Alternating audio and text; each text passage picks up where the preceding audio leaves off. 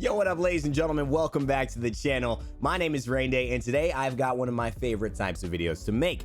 A little bit of humor for you guys, a little bit of community, and a little bit of relatability in this latest one. Make sure to click a like on this video because this video is talking about you and players in Apex Legends Season 4 that you and I might have come across, and honestly might just be some of us at our worst moments, some of our best moments, depending on what type of player I'm talking about. Now, don't take any offense to this, but I do want to let you guys know that this video is something I intend to do continually, and maybe there's another part that we can add with the comments from your guys' suggestions below. So if I missed a player, if I missed a type of player, make sure to leave a comment down below, and then I'll be able to answer them and hopefully incorporate them into another video as soon as possible. But leave a like. It's been a full week of videos for the launch of Apex Season 4, so I want to do something fun, a little bit more lighthearted to finish off the week and say thank you guys for watching and supporting the channel and the content. Let's get into the video.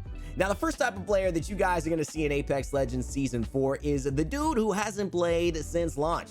Yeah, somehow that guy played for the first week and didn't pick up the game since. He has no idea what a charge rifle means at the start of Season 3, and he doesn't even have nightmares when I say those words together. An alternator and disruptor rounds, it might as well be a fairy tale because he has no recollection of if or when the alternator was ever good in the first place. He's a Bambi in the woods, but still familiar with what the game meant to him. But he'll ask you questions like, man, why haven't they added solos in this game? Or really, there's no duo option yet?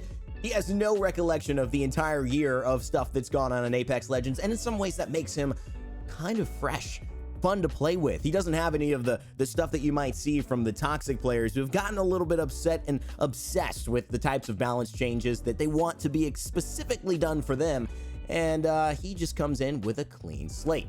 In many ways, this is one of the best teammates to have, one of the best players to run into because he's not going to get too upset about anything going on. He's got no reference point for whether things were bad or good. Heck, he won't even pick Gibraltar because he still thinks that Gibraltar sucks.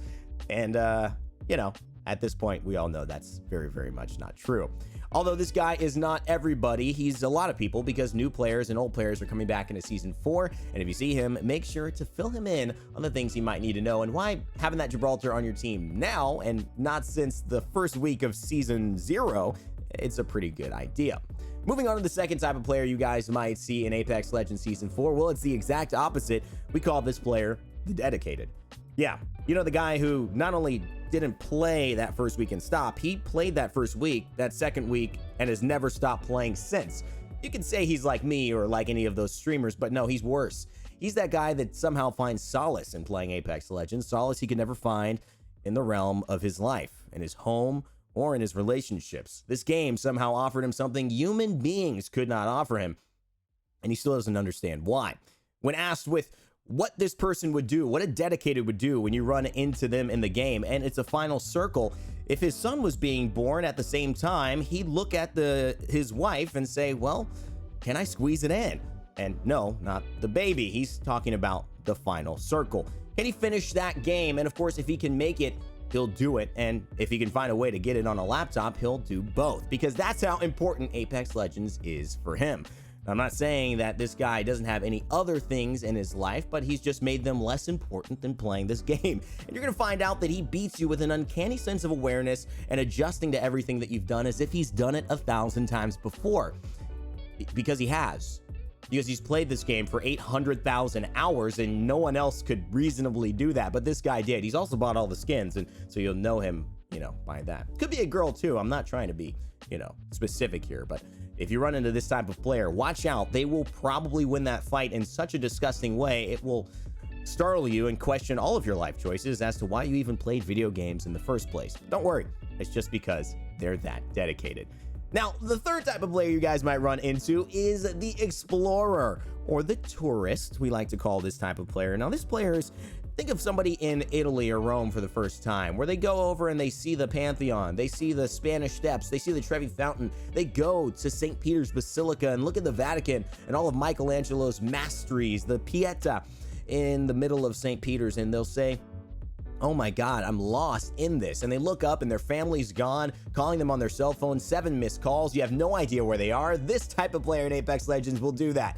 They'll be all the way across the map, and you and your other buddy are saying, get with us now, pinging, chatting, voice comms. It doesn't work. They are lost. in a daze. Now, this player doesn't necessarily mean to get lost. I mean, they can, but they often are just wrapped up in living in their own world and their own bubble, and teamwork and getting close to other players that might help protect them or win the game, it just comes secondary. They like the experience of being in Apex Legends, and maybe it's just because it helps them relax, maybe it helps them enjoy their time while playing a video game, and they may not have a lot of it in general. But you may see this player and notice that they are the explorer or the tourist if you and your teammate are halfway across the map from they are for more than 50% of the game.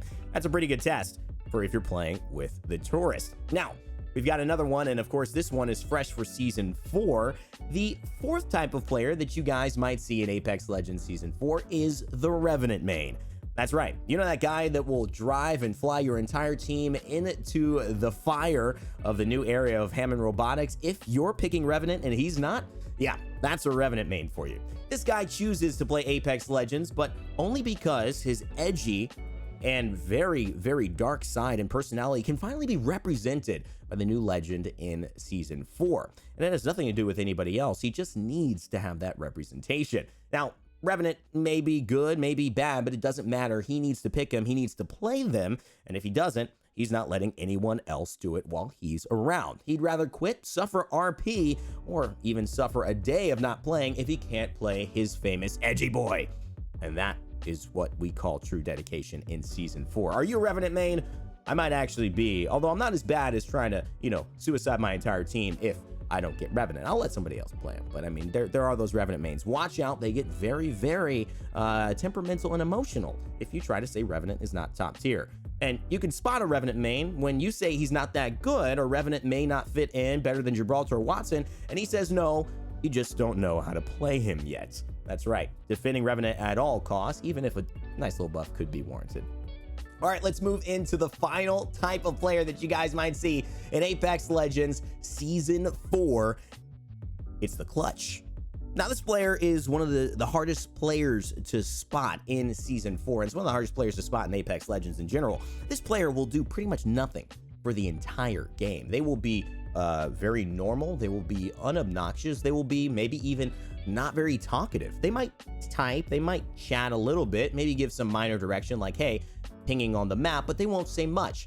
And then when the final circle hits and it's time to show up, for some reason they turn into Rambo, find 3, 4, 5 different kills with a P2020, 360 no-scope with a Kraber they found off a crate that doesn't even exist, and then style on him with a finisher, and basically get all their shield back as the "You Are the Champion" screen pops up. You don't know why. It doesn't make any sense. It's not like they were demonstrating this type of behavior beforehand, but somehow they just do it. It's kind of like the Kobe gene, rest in peace, 24 forever Mamba mentality, where you can shoot 500 times a game, but at the very end, when your team needs it most, those shots all go in, even if 499 of them didn't go in beforehand. And you know what? I think we all can be a little bit clutch at times. In fact, the video that you guys are watching represents me being that type of player, really not doing much, doing a lot of pinging, and then all of a sudden things start to heat up and we have a couple of good moments to kind of seal the deal.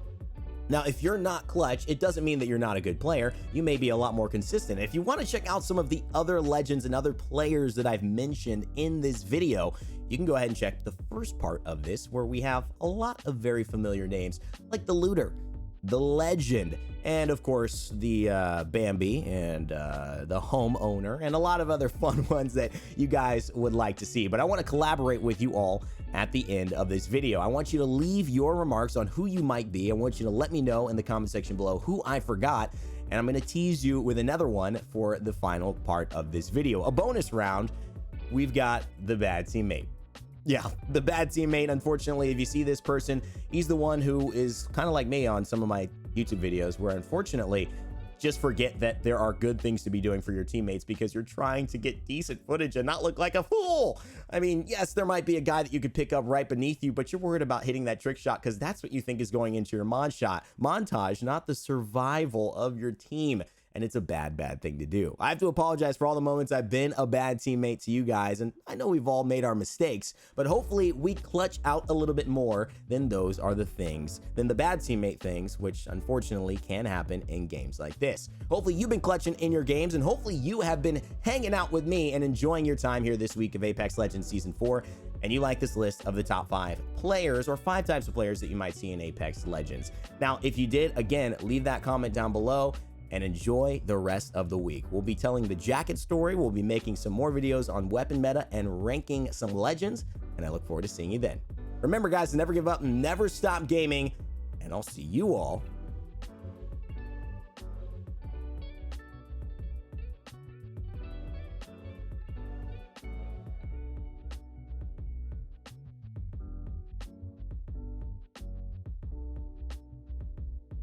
next time.